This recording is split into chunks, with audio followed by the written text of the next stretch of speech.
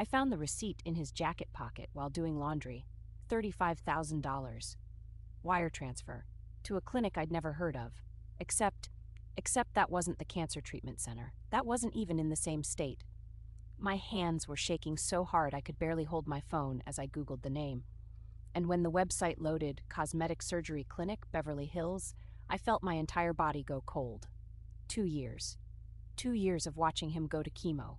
2 years of holding his hand through fake side effects. 2 years of draining our retirement, our daughter's college fund, everything, while he was actually bankrolling his mistress's new face. I'm going to tell you exactly how I found out my husband was a liar, a cheater, and honestly, one of the most creative sociopaths I've ever encountered. And trust me, what I did about it, he never saw it coming. We'd been married for 16 years. Rob was my high school sweetheart. I know, everyone says those never last, but we were different, or so I thought. We had a daughter, Emma, who was 14 when this all started. Rob worked in pharmaceutical sales, traveled a lot, made decent money. I was a teacher. We lived in a nice suburb outside Phoenix, normal life, soccer games, book club, Sunday dinners with my parents. Then 2 years ago, Rob came home from a work trip, looking pale. He sat me down at our kitchen table and told me he'd been having headaches, bad ones. He'd seen a doctor while traveling, and they'd found something. A tumor, brain cancer. Stage 2, maybe stage 3, they weren't sure yet. He needed to start treatment immediately. I remember the sound that came out of me, not a scream, something animal, my husband, my partner, the man who still kissed me goodbye every morning. I held him while he cried. Real tears. Or God, were they real? I still don't know. The next 6 months were a blur. He started chemo every other Thursday. He'd leave at 7 in the morning, come home at 6 or 7 at night, exhausted. Sometimes he'd vomit. He lost weight. Not a lot, but enough that people noticed. Enough that my mother kept bringing over casseroles. He shaved his head preemptively, said he wanted to control it before the hair loss started. I thought that was brave. I told everyone how brave he was. The medical bills started piling up. His insurance covered some of it, he said, but the experimental treatment, the one that was actually working, the one that might save his life, wasn't fully covered. We needed to pay out of pocket. First it was $12,000, then another $8,000, then $15,000 more. I pulled from our savings without question. What else was I supposed to do? Let him die? I took out a loan against our house. I cashed out my retirement fund, paid the penalty. Emma's college fund, the one we'd been building since she was born, we drained half of it. I tutored kids after school for extra money. I sold my grandmother's jewelry. And the whole time, Rob was so grateful. He'd hold my hand and say, "I don't deserve you." That's the part that makes me want to scream now. He'd look me in the eyes and say, "You're saving my life." About 18 months in, I started noticing small things. Nothing dramatic.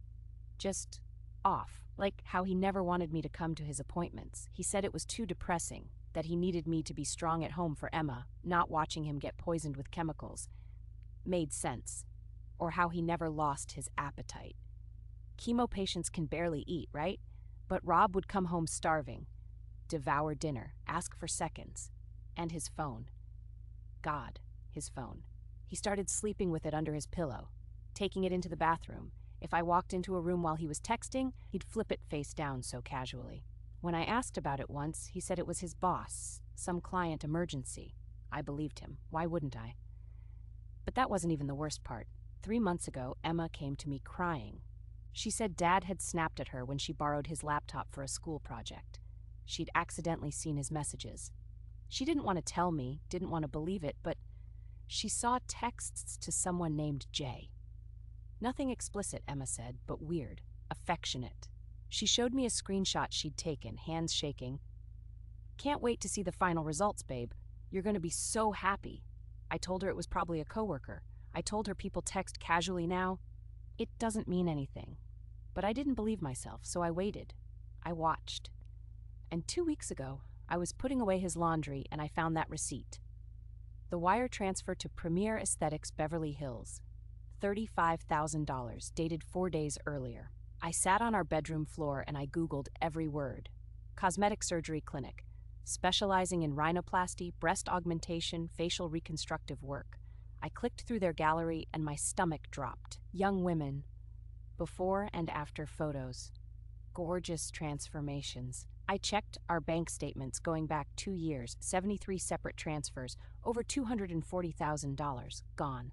I didn't sleep that night. I just sat in the dark trying to piece it together. And then it clicked. The chemo Thursdays.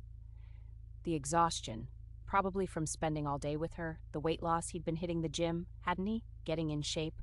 For her, the shaved head was just part of the costume. I had absolutely no idea what was about to happen. The next Thursday, I told Rob I had a half day at school. I kissed him goodbye. I watched him leave for his appointment. And then I followed him. Stayed 3 cars back. He didn't go to any hospital. He drove 2 hours to Scottsdale and pulled into the parking lot of a luxury apartment complex. I watched him go inside. I waited 20 minutes. Then I walked up to the building, waited for someone to exit, slipped in behind them. 3rd floor. I could hear music. I followed the sound and found the door slightly open. I pushed it wider. Rob was in the kitchen, with a woman who looked maybe 28. Perfect face, perfect body. She was laughing. He had his arms around her waist. There were surgery consultation brochures spread across the counter. I said his name, just once. The look on his face, I will take that look to my grave. She didn't even know he was married. Her name was Jessica. She was a pharmaceutical rep he'd met on a work trip 2 years ago. He told her he was divorced, that he was a successful investor, that he wanted to help her launch a cosmetic surgery business.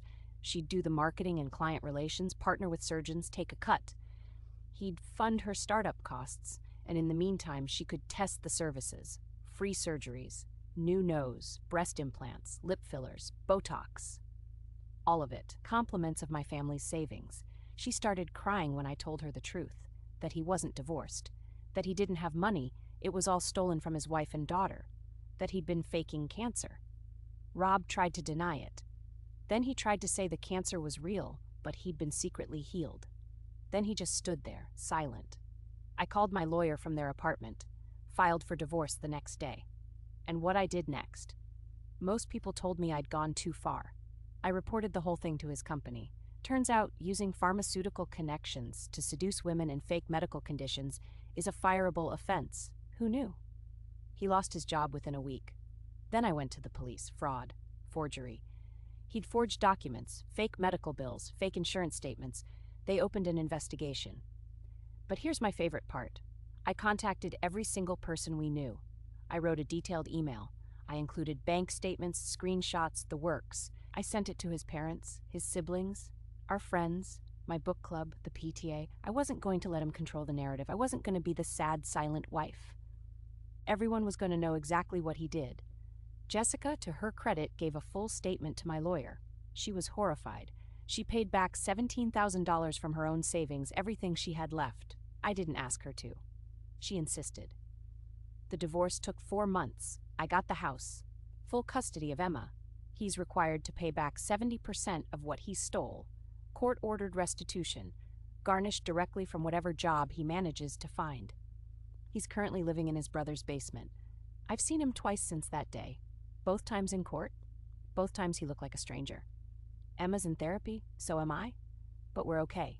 Better than okay, actually. We've started over. I got a promotion at school, department head. Better pay. Emma got a part-time job and she's saving for college herself.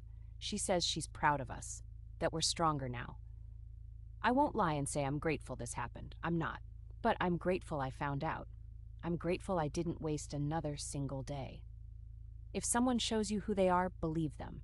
And if someone steals from you while looking you in the eyes and calling it love, take everything back. You deserve that much. If this story resonated with you, subscribe. I share a new story every single week. And drop a comment below if you've ever been betrayed by someone you completely trusted. You are not alone, and you will get through this.